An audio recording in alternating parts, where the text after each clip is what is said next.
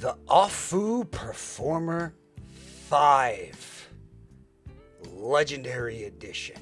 Let's talk about it. So this is an IEM that has been out for quite a while and is kind of part of one of my first IEMs in the hobby. It's a big favorite of mine for a lot of reasons. The Legendary Edition series is kind of to talk about older content, kind of older IEMs to see whether they are actually holding their own. And I think this is one of the ones that really is. This is a $220 IEM. It is a 1DD plus 4 BA IEM from the brand Aful. Now they're doing a lot of different stuff right now. They had a flagship with the Cantor, a bunch of other IEMs, some cheaper, some more expensive than this, and even a second edition of the Performer 5, but I still think this IEM is quite special. Let's take a few minutes, look at the build quality of this IEM, and then go for there. But also please vote in the poll and leave a comment below and let us know whether you think this IEM is a legendary, noteworthy IEM. Let's go. On most of my videos, I use the Magic One, which came out about a year and a half ago to talk about fit and comfort. So it's kind of funny using this IEM here today.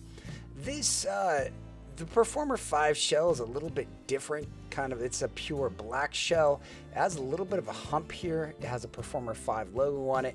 It has a pretty faceplate, which I kind of like a lot. It is a flat 2-pin cable connector. I think it's a very comfortable shell. I really appreciate it and like it a great deal. The tips are fantastic. I wish they sold them separately. I love that they have blue and red colored tips and multiple sizes of them. It's a lot of fun. I love the cable, flat 2-pin cable connector. It feels pretty nice in hand with a blue for left, right for red connector here. It's a nice cable overall that comes in a 4.4 or 3.5, and this is overall a nice little cable. It has a Y split and a chin slider. It's just overall a really solid, nice feeling cable. It looks and feels good for the price. I mean, they did a good job. Brand determination with Aful on it. There you go. The case isn't super exciting, but a lot of people like it. If you need a case, this is not a bad one, but at least they include one. So how does this sound? It has a balanced, engaging sound signature where it has strong, punchy bass with good depth, a clean, detailed mid-range, and great for vocals. Has great mid-range performance, and it has some innovative technology that they have with 3D printed acoustic tube structure and RCL frequency division. There's a lot of different things here, and it is a solid value for what it is. I think this is an awesome IEM with a lot of great things going on with it. Its treble detail may not be a little bit. Is it a little bit fatiguing? You could say that its bass texture could be better, and its technical performance maybe today standards don't really hold its own. But when it came out, it was a fantastic set and is still being sold, which is something to be noted.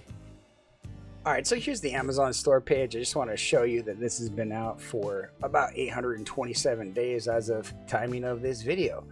I want to show you a few reviewers. I haven't talked too much about Dave. Dave does really good content on his channel. Really beautiful photos, but he said some good things. It said good things about the detail retrieval, and he talks about it frequently as a benchmark on his channel. Critical has talked about this. This wasn't that long ago, about 2 months ago this time of this video. He talked about it in his store, meaning that it is worthy of a 1-star rating, at least on his ranking list, and a solid performer. He also talks about the Performer 7 here. We'll talk a little bit about that one later. And Timmy compares this to Variations, and he finds it just a really strong IEM. Again, we'll also talk about that IEM, and it's just an overall solid IEM. All right, let's look at graphs. What he noticed has a nice hefty amount of a little bit of a bass boost, not too much upper mid, so it's not a shouty set. It does have quite a bit of 4 to 6K energy, which is something that I personally don't appreciate, but it has a lot of other good features and things going on about it. Now, I wanted to show it versus the Variations and show two things about this. Is that the Variations does have what we call a bass tuck.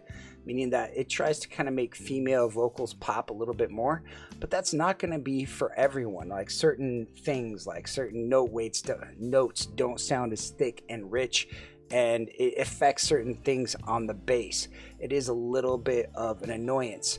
You'll notice the variations does have a little bit of a peak here, and if you'll notice that it does have like how much bass it has versus how much upper mids, and it feels like the variations has a little bit too much upper mids for the amount of bass that it has here. I mean, other things that you notice, just different tonalities and different ways they sound. But I personally think the variations is a little bit of a better set, but it's not by much. And considering how well these are praised, and variations is already one of our legendary sets at a 62%, I think it's something to note. We look at some other sets here. We're going to look at the Moondrop Blessing 2 Dusk, which we'll have coming up here pretty soon. And you'll notice kind of a similar tonality to the variations, like almost identically. But just an overall really solid tonality for this IEM, and they did a really good job at a first time IEM in this one. And like they've recently come out with more IEMs at a cheaper price point. The Aful Explorer is definitely one I'll talk about in maybe a year or two on this channel about whether it's legendary set. It's one of my favorite benchmark sets at around 110, whereas just a little bit more bass, a little bit more subdued upper mids, it dials back that 5 to 6K region, which I'm sensitive to, and a lot of other people have noticed that as well. And so it does a lot of great things and sounds fantastic in here for a cheaper price, but it also lacks a little bit in treble, so it's not going to be for everybody. What I think is a little bit more universal and which I like is the next version of Aful P7, and I think this is a fantastic set which kind of dips out that sensitive region and kind of lowers it, and it also has a lot of extension here in the treble, which I think sounds absolutely fantastic. It's one of my favorite sets. Now, the Performer 5 has also been outclassed by other IEMs. You get something like the Chopin, which is a bassy set with really great details. It's a really impressive set that I personally really like. And I think now when you talk about $200 sets, to me, I talk about the Chopin, the P7. But if someone mentioned the P5 or still has it, it's still a fantastic set. And it's still one that I think can get an easy recommendation despite it being a little bit neutral. But I think it has a lot going on for it.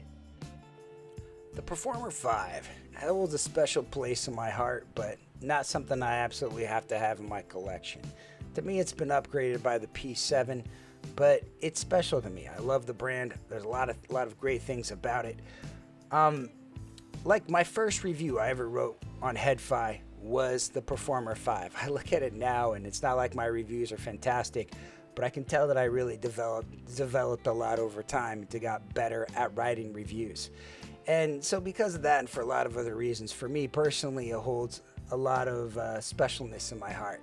To me, it's a very balanced sound signature that's impressive.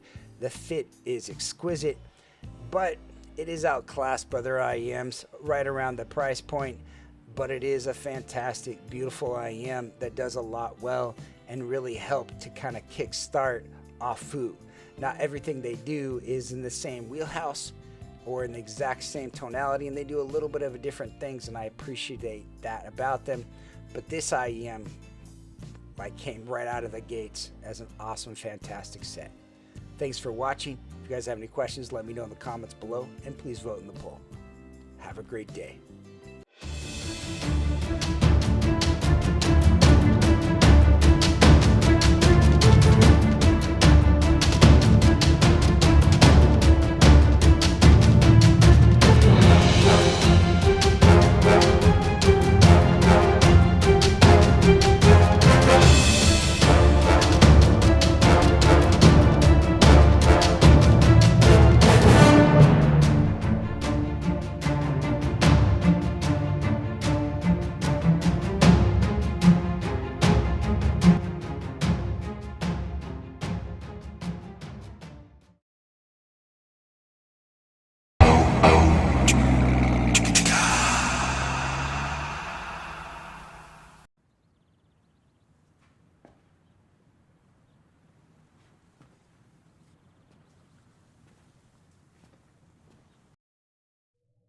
You're still here.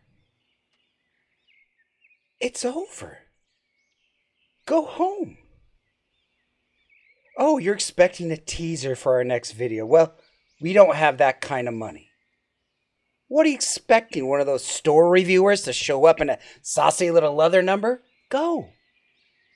Oh, I can tell you one thing. We are going to have a collab video. We have no idea what it's going to be. Probably Kryn, maybe Chris, or Joyce. Don't deny it. She's got range.